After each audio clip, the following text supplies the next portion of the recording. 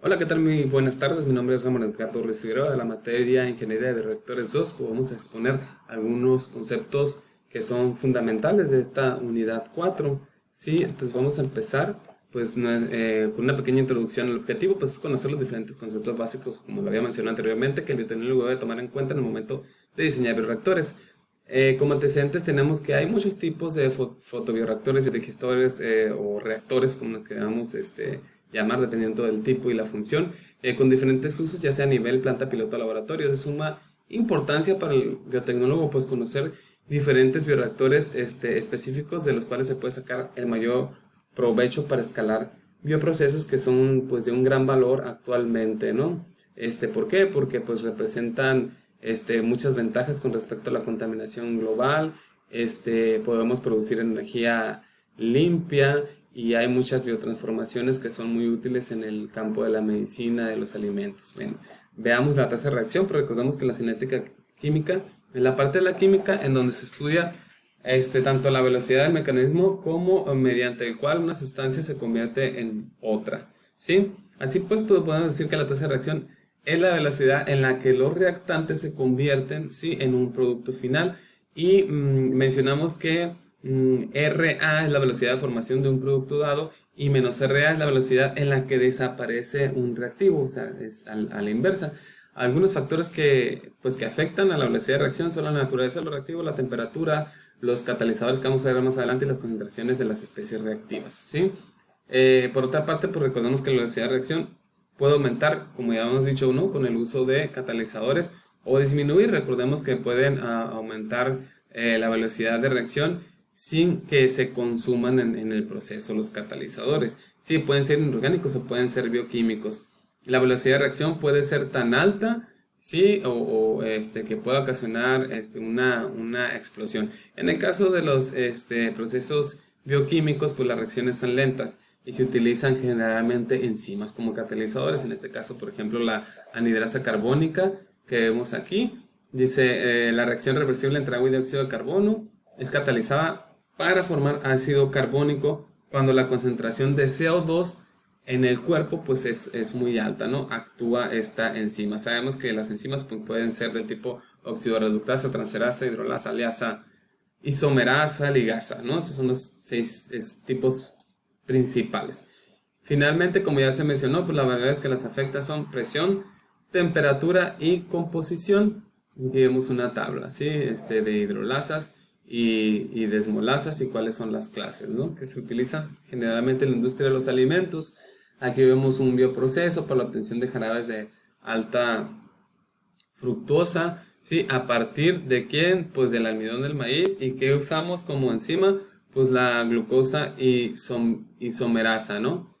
Y tenemos el proceso aquí de movilización de enzimas que ya hemos visto que es muy útil para reutilizar esas enzimas como catalizadores.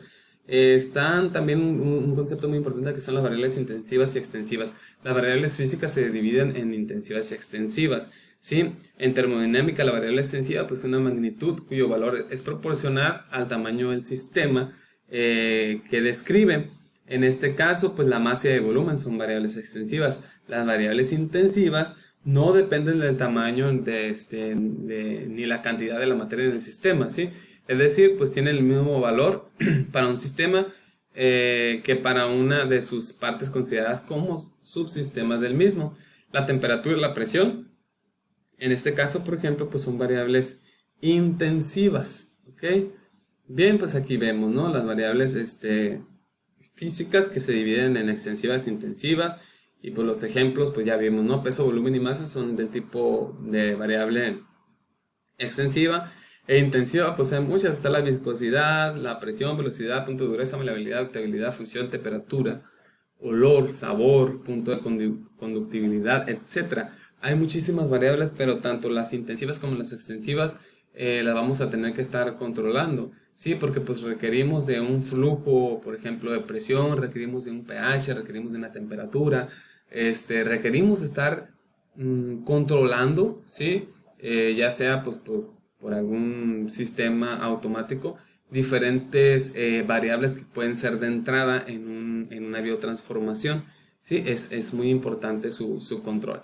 Y pues de las químicas, de las propiedades químicas de la materia, ¿sí? Pues se relacionan más que nada las químicas con el cambio de composición de la materia. En las físicas, las extensivas e intensivas, no va a haber un cambio, recordemos, en la materia, ¿sí? Y la diferencia en que las químicas, pues acá los ejemplos podrían ser las reacciones que son de oxidación, reducción, combustión, esterificación, hidrólisis, saponificación, polimerización. Todas esas reacciones que ocurran, sí, pues son químicas, ¿no? Y no tienen que ver mucho en este caso con la viscosidad, presión, etcétera.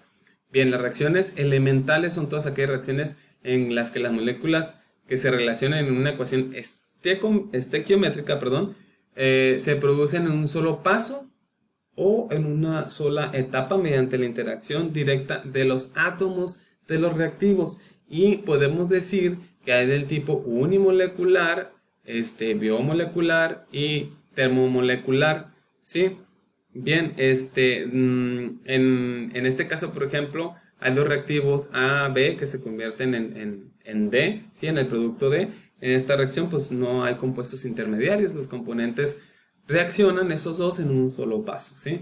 Y la velocidad en la que A desaparece, pues estará dado por menos RA igual a K por C por CA por CB, ¿ok? Y K donde K es una constante. Aquí entonces la ecuación nos dice que una molécula de A reacciona con una molécula de B, y además la ecuación de la velocidad nos indica que concentraciones equimolares reaccionan de A y de B. Estas ecuaciones se pueden clasificar, como ya hemos dicho, pues en monomoleculares, bimoleculares y trimoleculares. En este caso vemos una reacción aquí unimolecular, donde el ozono se descompone en dos aquí productos, que es oxígeno y monóxido, ¿no? Bien, dentro de las reacciones elementales, pues podemos decir que la tasa de proporcionalidad se vincula proporcionalmente al producto de la concentración de cada molécula. Si tenemos la siguiente reacción unimolecular, por ejemplo, aquí vemos, ¿sí? un reactivo A que se convierte pues en dos productos B y C. La velocidad de descomposición o reacción es proporcional a la concentración, en este caso de ¿quién? Pues del reactivo de A, ¿sí? Dependiendo de la concentración de A, pues va a ser lo que el producto que vamos a obtener, ¿no? Bien. En el escalado, un concepto muy importante también que vimos es el escalado de procesos bioquímicos. El escalamiento es el procedimiento mediante el cual existen reglas y criterios para llevar de un tamaño a otro un proceso, ¿no? Y sabemos que existen varios métodos para escalar procesos bioquímicos, ¿no? Los procesos de escalado bioquímico pues son todos aquellos relacionados con las biotransformaciones precisamente, y generalmente se utilizan aquí por reactores o biodigestores, y que se utiliza para que estas reacciones sean posibles, pues enzimas, ¿sí? Bien, en el escalado de los procesos bioquímicos pues pasa por las fases de experimental o de laboratorio, como ya vimos, planta piloto, donde hay que ver cuáles son las bombas, intercambiadores de calor, pH, etcétera. En el laboratorio simplemente son pues seleccionar el medio de cultivo, la cepa, los sustratos, etcétera. Y los medios de escalabilidad, perdón, la escala industrial, en el producto se escala rentablemente, no se produce, ¿ok? En grandes cantidades. Los métodos de escalabilidad son fenomenológicos, que es un escalado a través de resolución del modelo matemático, que interviene en las ecuaciones matemáticas que ahí habíamos visto para el balance de materia, de momento y de energía. Empírico se basa en parámetros experimentales, similaridad, pues escalados pues en base a la geometría, ¿no? Análisis dimensional permite escalar el proceso tomando en cuenta magnitudes físicas. La teoría de la similitud también es importante aquí ver, como su nombre lo indica, pues esta teoría hace referencia precisamente a las características que pueden escalarse tomando como base el principio de similitud. Esta teoría se aplica a los equipos relacionados con el flujo de fluidos principalmente, ¿sí? En este caso, cuando tenemos un equipo modelo, debemos relacionar las medidas hechas en el equipo modelo, así como tomar en cuenta la similitud geométrica. Es necesario que los parámetros adimensionales sean los mismos, ¿sí? Entonces, los fenómenos más relevantes también en los bioprocesos, pues vemos que son el mezclado deficiente, las gradientes de concentración de oxígeno disuelto, la contención química y biológica, el tipo de régimen, ¿qué más? El control deficiente, es muy importante aquí tener un control eficiente porque si no va a alterar mucho nuestros resultados, sobre todo la concentración de oxígeno, el control inadecuado de las condiciones asépticas, o sea, cuando ya vamos a escalar, las condiciones asépticas pueden ser determinantes, el control inadecuado de la temperatura, recordemos que las enzimas a determinada temperatura pues dejan de funcionar, la calidad de los materiales, cuando escalamos pues no tiene que disminuir, si disminuye pues no vamos a tener los mismos resultados experimentales, el tiempo de reacción también en el escalado cambia, ¿sí? Hay otros fenómenos relevantes como el transporte, los fenómenos de transporte, donde se realiza la transferencia de masa, energía, momento, que puede ser transporte molecular, el transporte advectivo, que es la transferencia de la propiedad física que se debe al movimiento global del fluido, el transporte convectivo, que en este caso pues pasará de una interfase aparte del fluido en movimiento. Generalmente el transporte molecular se combina con el transporte advectivo, ¿no? Bien, pues también está la transferencia de masa. Ya sabemos que en la transferencia de masa pues tenemos que hacer un balance donde es necesario para ello considerar la ecuación de crecimiento de biomasa, en este caso la ecuación de Monod, que puede ser por difusión o por convección. La transferencia de energía puede ser, pues aquí tenemos que hacer también el balance de energía, saber qué energía entra y sale. La conducción es un ejemplo, puede ser por convección o puede ser por radiación. La transferencia de movimiento pues se puede dar por transporte viscoso, se puede dar por arrastre o por sustentación o lift, ¿no? En el viscoso pues sabemos que la transferencia ocurre de un movimiento por las capas que están más arriba.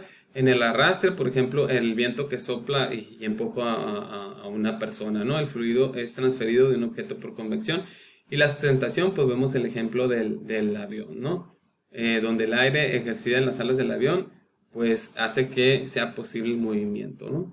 Bien, pues un cuadro comparativo de los procesos químicos y bioquímicos, aquí vemos, ¿no? Que principalmente en los bioquímicos pues está el carbono, el hidrógeno, el oxígeno, el nitrógeno, y el químico pues son los 103 elementos.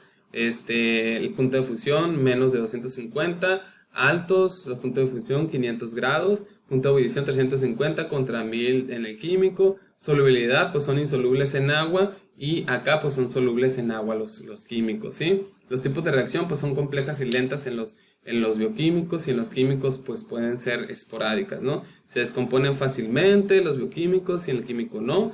Predomina que enlace covalente y el iónico en el químico. Pues conclusiones tras haber realizado el presente trabajo, como cierre de esta unidad se concluye que son múltiples las variables que debemos de considerar para realizar el diseño de equipo y del proceso para el escalado de bioreactores, ¿sí? Siempre va a elegirse el escalado que mejor convenga, pues depende del producto que queramos obtener y depende del bioreactor, ¿no? En qué condiciones tengamos. Hay varias diferencias entre los procesos bioquímicos, como ya vimos, ¿sí?